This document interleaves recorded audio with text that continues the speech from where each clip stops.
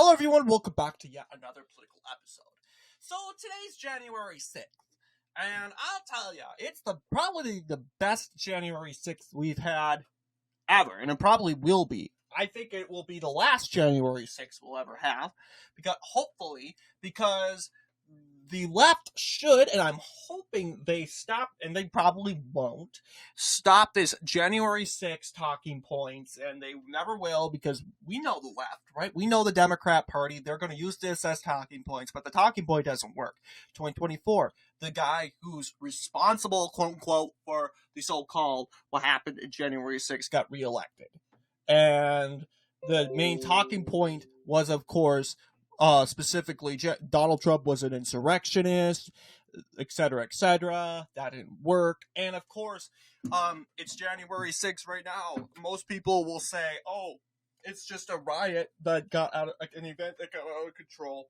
It was a riot like the BLM riot, the Roe v. Wade riots, the pre-Palestine riots, and all the other riots that happened by the left. This was something, the only difference was it was committed by the right. But really, people just extinguished it as a part of that. But we are not talking about January 6th today. Today was the best January 6th ever, because this January 6th, we basically stuck it to the left and said, hey, look, the American people, they don't care about this. The American people, they don't like that you're divided, using this issue for political points and to divide us, to turn families against each other. And they ultimately, resoundingly, voted for Donald J. Trump. But today we're talking about Greenland. I just thought, I mean, with the certification of the electoral votes, Kamala Harris certifying her own defeat today, there was a lot we could talk about, but out of everything, we're talking about Greenland, because this obviously is a topic that we need to talk about, and a reality that honestly could absolutely happen. Donald Trump actually has sent his son, Donald Trump Jr., to Greenland to actually talk to the said Prime Minister of Greenland, who is advocating for independence from Denmark. And at first, people were like, he's just kidding. He was just kidding about Canada. Or was he? Now, buying Greenland was a conversation that's happened 4 years ago under Trump, before COVID-19. It actually never really happened.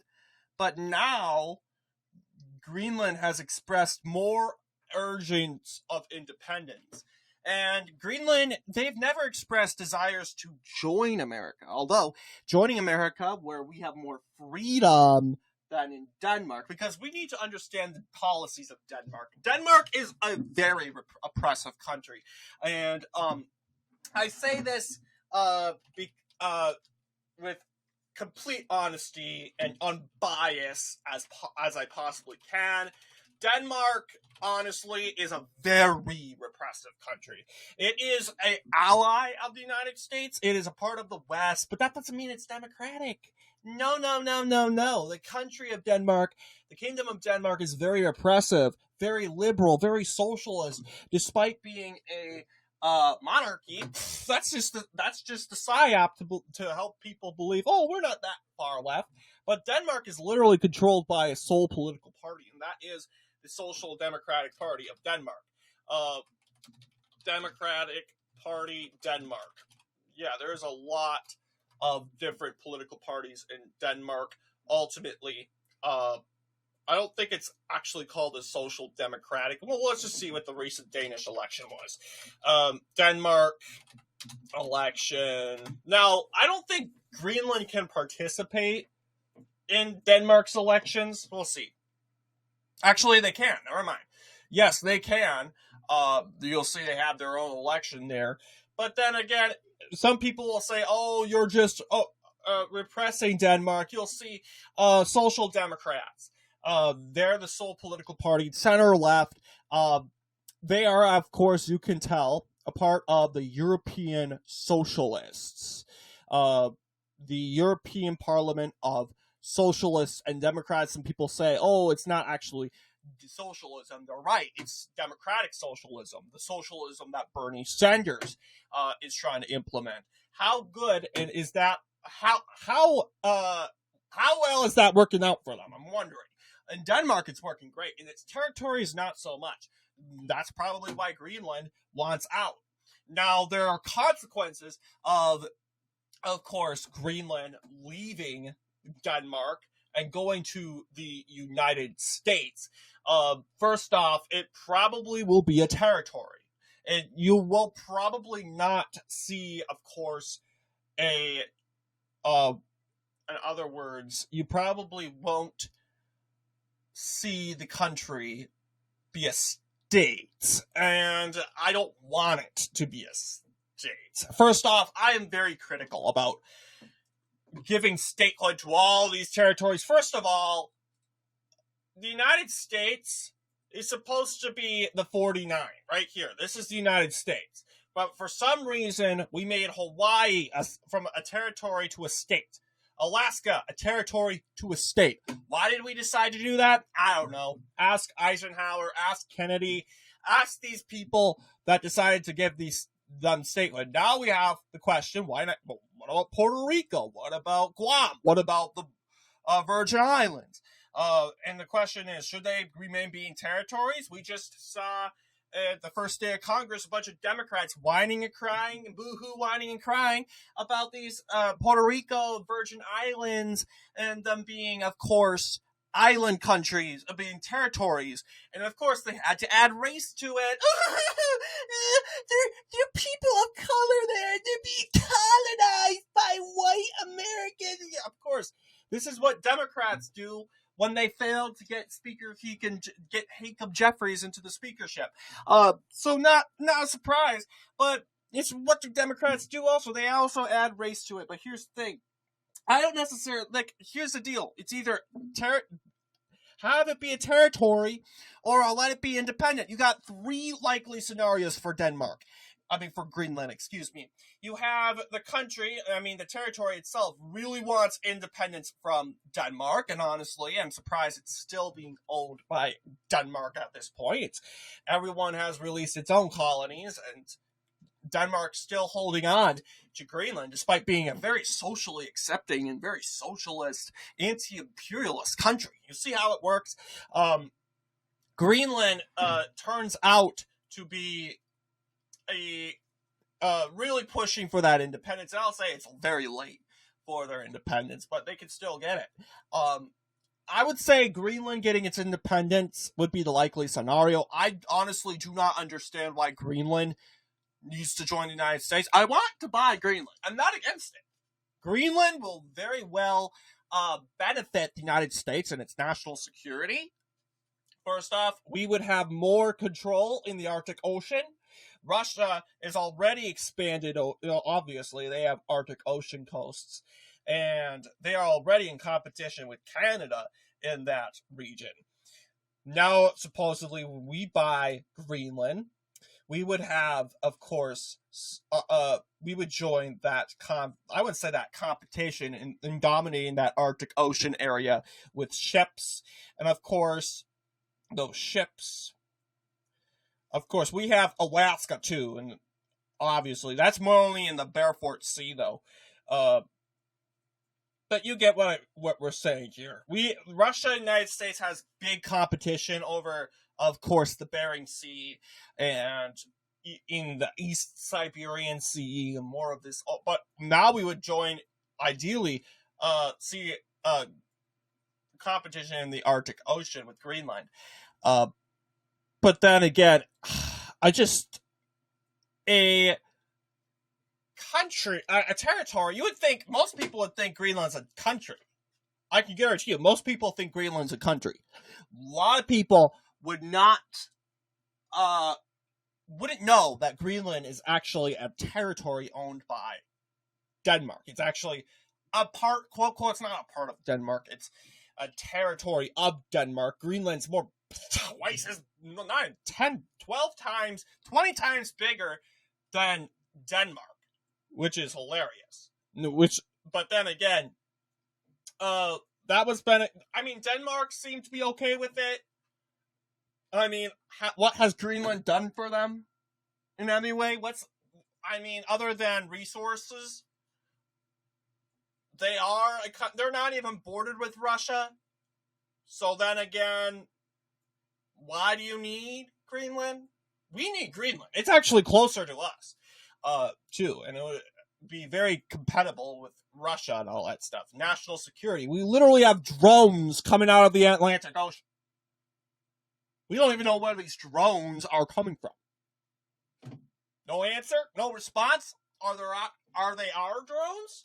Government refuses. They probably are, but the government, of course, ain't going to tell us that. Well, we have territory like this, Greenland. We would know the answer. Obviously, we're not going to purchase Greenland so we can solve this silly drone crisis thing, but it is the more likely scenario I'm saying is Greenland getting independence and not going to any country. I am being unbiased and knowing history and how it goes, how history goes. This would be unprecedented.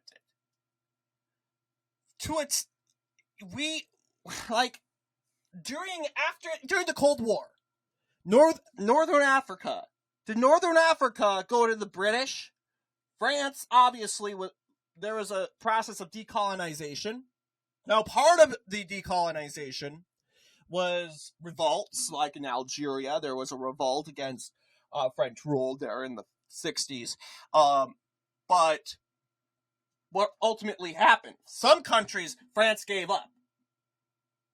What happened? Did France say, hey, Britain, you can take over these territories? No, those territories became countries. That's kind of how the scenario works. So I'm thinking, in my opinion, it's very unlikely that Greenland is suddenly going to become a Danish province to now an American province, while it is very well qualified, overly qualified to become its own country, its own language, its own currency. It's big enough, it has a bigger population. I'm just saying, it's more likely or not that be the case. Not to mention Greenland. Then there will be the conversation. We know the pro-wokety wokes would go and say, oh, Greenland needs to be a country. You can't colonize. Yeah, there's going to be already a big movement of people that are saying don't colonize Greenland because these are the anti-imperialist woke mob. They're coming out saying, no, don't colonize Greenland. People are there. Yeah, of course people are there. People are here too. We're practically colonized here too, guys. I mean, the government rules under us. We're technically slaves. If you want to think so broadly that purchasing an area of land from another country where people is located, then we could basically say that we, the American people, are slaves to the federal government. Sounds ridiculous. I'm making my point. But you get what I'm saying. So I'm just saying, likely or not, do not get your hopes up. Research history, study history. I said the same thing about this election. The likelihood of a Kamala Harris victory was unlikely. Everyone thought it was likely. No, I said, no, it's not likely. Why? Because if she won, that would have been unprecedented. It would have gone against everything. It would have had basically established, it would be the first time where the incumbent party kept the White House despite massive disapproval in job approval. Massive low job approval. That would have been the first time ever that would have happened. Which was not going to happen, and I was right. Now, if you study history, how in Greenland is kind of late, because historically Greenland has always been known as a Danish colony. But now, modern days, it's called a territory. It doesn't really mean anything. I mean, sure, it's a territory is different than a colony, but then again, Denmark, do you really think Denmark, I'm just being realistic, Donald Trump Jr., I'm glad we're going to try to, of course, talk to the Greenlanders, but what I'm getting from them is Greenland wants to be independent. Greenland wants to be sovereign. That's kind of what I'm getting from them. And what I'm fearing, okay, and we kind of have to be open-minded. Denmark may give its independence to Greenland. It seems that the Danish Prime Minister is really advocating and pushing Denmark for this, and Denmark may have to let it go, but that doesn't mean we're getting it. No. Then we have to gamble and banter with Greenland. Hey, you want to join us? And it's going to be the same level as getting Canada to join us. And I don't necessarily want Canada to join the United States. Guys, you know how many woke Looney Tunes are in Canada? Sure, we're supposedly liberating them from wokeness. And we are basically having the people follow our Constitution. They get to have their guns. Guess what? Guns are banned in Canada. You have to have massive gun laws. But with our Second Amendment, they have better gun laws. So why can't Canada join us? Well, you see, it's just, okay. We're getting too ahead of ourselves. We got to understand the consequences. Yeah.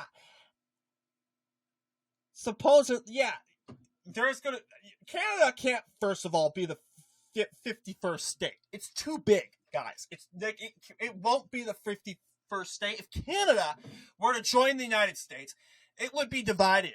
And most likely, all its territories, Manitoba, Saskatchewan, Alberta, British Columbia, Yukon, Northwest Territories, etc., Nunavut, Quebec, Newfoundland, they would go become their own states. That's the likely scenario. And add that, it would have been, well, I think we have an AYPS map. And that's another thing, guys. Supposedly, this screws up the Electoral College. Keep it in mind, U.S. and Canada. Oh, I think they got rid of it. Shoot. States. Fantasy. Okay, here we go. So, yes. So supposedly, this is what it looks like. So, yeah, forget the idea of Canada being the 51st state. I always thought this was a joke. And now it sounds like it might be real. And I'm like, okay, is this really a good idea? I mean, the conservative movement is kind of split on this. Greg Foreman, from Black Conservative Perspective, he's like, I'm not sure I want this. And I agree with him. I mean, like, sure, this would really give us the advantage when it comes to coasts. But let's think about consequences before we get into this. But I don't think it's going to happen, guys. I know Justin Trudeau resigned, which means we get probably a conservative prime minister in there. And we get really friendly and cozy with that conservative prime minister. But that doesn't... It's very hard to tell. But looking at what I would expect the Electoral College to look like, you would probably see... Let's see. So now we're shifting to, of course, to Canada. Okay, you got the Democrat and Republican states. This is my average map. Some people do not like my average map because some people consider Pennsylvania a red state. Some people consider Wisconsin and Michigan to be red states. I'm saying no because they have Democrat governors, so I have a hard time. If they have Republican governors, great. They're red states. Nevada, yeah, they have a Republican governor, but they have 2 Democrat senators, so they kind of have to be like a trifecta, if you will. But yes, Canada, this is what it would kind of look like. It's a little wonky.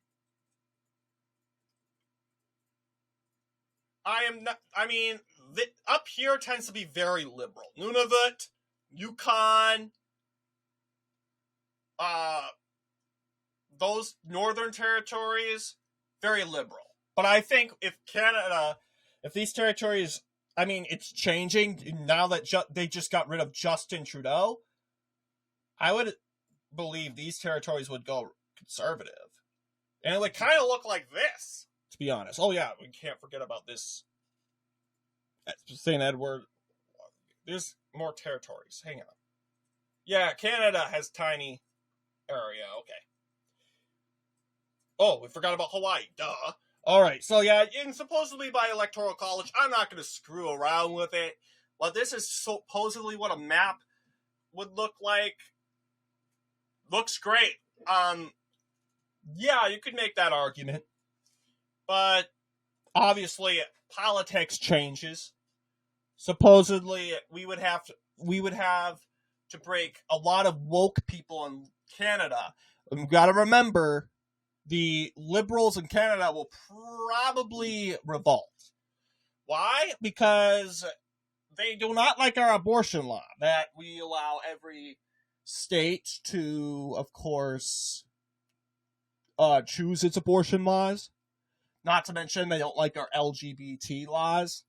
In Canada, you're required to celebrate Pride Month.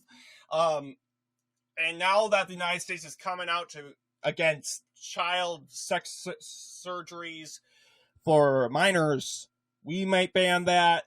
A lot of liberals in Parliament in Canada will probably vote against joining us because, of course, we're more free. But then again, it's kind of interesting how that scenario would look like. I do not want that to happen. What I want, this is what I prefer the United States and Canada do. We create a populist pact, if you will, a populist pact featuring different countries like Javier Milei in Argentina. I would be open to that. Absolutely. United States and Canada, they can openly run this populist pact. United States and Canada and Denmark, Argentina can join, Hungary, Turkey, maybe Azerbaijan, Japan, South Korea is getting a new prime minister. Very rarely rarely at all do they elect left-wing lunatics. So I'm hoping they keep their populist party, and it looks like that populist party is under fire due to of course, the martial law crisis that happened in December before the fall of Bashar in Syria. But this is pretty much 7 countries that I would supposedly say, hey, look, we can create this populist pact, this sort of America first pact, but it's mainly going towards I wouldn't say an anti-NATO, more like an anti-establishment. No more funding wars, no more of this anti-European establishment, and I wouldn't say anti-East, where this is more of a alliance of countries countering the elitist establishment. That is NATO, and that is obviously the West. And although, you're coming against the West, that means you're supporting Russia. No. In my view, I think the West is part of the blame for the Ukraine war. Are you kidding? The West literally initiated and poked the Russian bear to go after, with a needle. They're aggravating Putin on purpose. They wanted the war. They wanted it. Oh, that's a stupid thing. Of course they wanted the war. Why? Because they're getting money. So, yeah, this is an anti-corruption, anti-elitist, an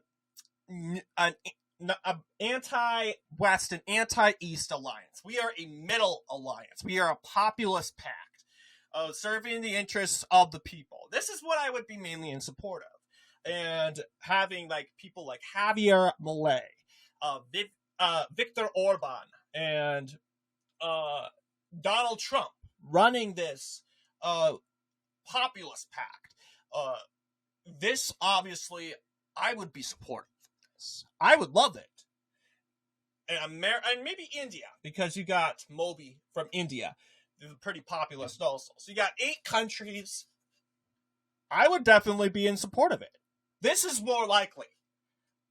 Canada joining the United States I think the United States and Canada were to join it, create its own economic and political, not an actual conjoined country. I think Canada would rather have its own independence also, keep its sovereignty, and I respect that. But ultimately, with Justin Trudeau out of power, we want to help Canada become like America. We want Canada to be free. We want to get rid of this law where every municipality in Canada is forced to celebrate the cult of Pride Month. We have to get rid of that. We don't need that. We want to make sure that every Canadian has the right to defend his or herself from aggressors, whether that be foreign or domestic. We want to make sure that Canada's constitution, it's going to be different, but we want to rid Canada from corruption. I'm guaranteeing you, every Canadian wants that right now. People are sighing in relief. People are celebrating in Canada. They got rid of a tyrant. And in March, they're not getting a prime minister yet. They'll have to wait till March 24th until they get their new prime minister. And for all you people that think, no, Canada, it's going to get tariffed by Trump. No, it's not. No, it's not, because hopefully, I don't think that'll be the case, we will probably tariff if Canada doesn't cooperate, but everyone's cooperated. Mexico has cooperated. Honduras has cooperated. Canada has cooperated. Everyone's cooperating. They're afraid of Trump, and this is what we want. We're using tariffs as a diplomatic tool, and if they don't cooperate, it's not like you're going to tariff us anyway. You tariff them. So what? What's one tariff going to do? Yeah, it's going to do a lot, but that's their fault. This is politics. Politics. So, obviously, a very unique episode today. We talked about foreign policy. We talked about Greenland and my thoughts. I support buying Greenland 100% for the reasons of course, improving our national security and flexing our muscle on the foreign stage. For 4 years, we've proved to the world that we are weak. We can be taken advantage of, but not anymore. Buying Greenland would improve our national security and ultimately improve our performances in the world stage, specifically in the Arctic Sea, where we are in staunch competition with the Russians in that area. We can help the Canadians, our ally, more. The left wants us talking, we need to stand up for our allies. Well, here you go. We can buy Greenland so we can help Canada more against this intimidation that the Russians are performing with them. But on a more of a realist point of view, the likely scenario, if this is going to occur, would be Greenland becoming the newest country. South Sudan will no longer be the youngest country in the world after 11 years with that title. 11 years.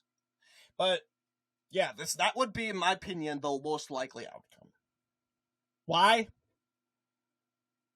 It's very rare for someone to pass up the opportunity of sovereignty.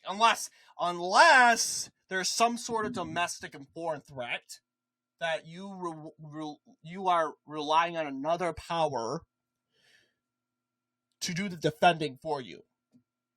But Greenland's in the middle of nowhere. It's an island. You're telling me that the Russians are going to swim across the Atlantic Ocean to invade? No way. Swim across the Arctic? No, they can't, because it's too far away. First off, there's no real domestic foreign threat near Greenland. It's not like Canada is going to invade. It's not like we're going to... Well, hopefully we don't invade. We don't want to invade Greenland. If they don't want independence, they don't want it. If they want independence, they get their independence, period. And if they don't want to join us, then they don't want to join us. And I don't think Trump will invade. No. Besides, we would get scrutinized by NATO. We would probably get sanctioned. Oh, yeah. We'd probably be kicked out of NATO. But anyway, what do you guys think in regards to our foreign policy talk? Will buying Greenland be a possibility? Is this more likely or more unlikely? I think it's more unlikely, or the better question is, will Greenland win its independence from Denmark? Is it likely or unlikely? I'm thinking, seeing the patterns and seeing how Greenland is really pushing for that title of independence, I would say that's more likely. But will they give up the opportunity of full sovereignty to join the United States as a territory? Or we could go and say 51st state, but here's the problem, though. You got to remember, Greenland is a very liberal state. It's a very liberal territory. They've been indoctrinated by Danish democratic socialism. Keep in mind, they believe in, of course, universal health care. That's in Denmark. Okay, universal health care. They will be trying to push that. So if Greenland is now a state, that would impact our electoral college, and I can guarantee you they will be very Democrat. They will support the Democratic Party 100%. Okay? Not to mention, this country has a lot of people of color. I'm just saying, a lot of people of color are going to the Republican Party, but yeah, we're seeing trends. Over 90, 80, 70% of people of color tend to be Democrats. I'm just saying that will probably guarantee Greenland to be a Democrat state. You have to look at the trend. So just being likely, will Greenland join the United States? Well, I have a hard time seeing that, because then again, why would you join the United States only to be a territory where you can only participate in the primaries? Okay? So there's going to be a lot of talk, and it's very complicated. That's why Donald Trump Jr. is in Greenland. He's going to Greenland. He's talking, and we're going to see when he comes back if they're going to be open to it. Because it looks like right now the Greenland Prime Minister, he looks like he is mainly interested of independence. He's not really responding to Trump's interests in, of course, purchasing Greenland. One thing we agree on, we think Greenland should be relinquished from Denmark. We're saying Denmark is colonizing Greenland. They actually are. They are indoctrinating. They are brainwashing the Greenlandic peoples to this left-wing establishment, elitist sort of thinking. Yeah, 56,000 people. That's not enough to become a state. I'm sorry. No way. So the idea that Greenland is going to become a state, no, it's not. First off, that is less people than Bloomington, Minnesota. Unbelievable. That's less people than a county. One little county, a small average county, rural countryside county that votes Republican 70% of the time. That's less people than that. No way. So then again, I don't think it has enough people to become its own country. I mean, then again, they'll go and say Nauru is a country, very tiny island, barely has any land, and barely has any people. It's its own country. And besides, Vatican City is its own country. They can make that argument, but can they run on their own? It's just really complicated. So the likelihood is, if we buy it, it's going to be a territory. There's no way it's going to become a state. And the left, they can boo-hoo, whine, and cry why the Virgin Islands and Puerto Rico, they're not states. Well, sure, maybe you can make the argument that Puerto Rico could be a state, but Greenland? Greenland? No way! It has 56,000 people. It's too small. Way too small for a country. I mean, it's so cold there anyway. It would be the like, ideally, yeah, you'll see no cities. It's just white, a white blob.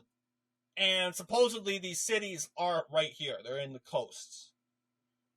There's no cities in the middle. It's just ice. You got some... But yeah, you get what I'm saying. So what do you guys think in regards to this video? Very interesting video indeed. Let me know down below. And as always, I'll see you all in the next political episode.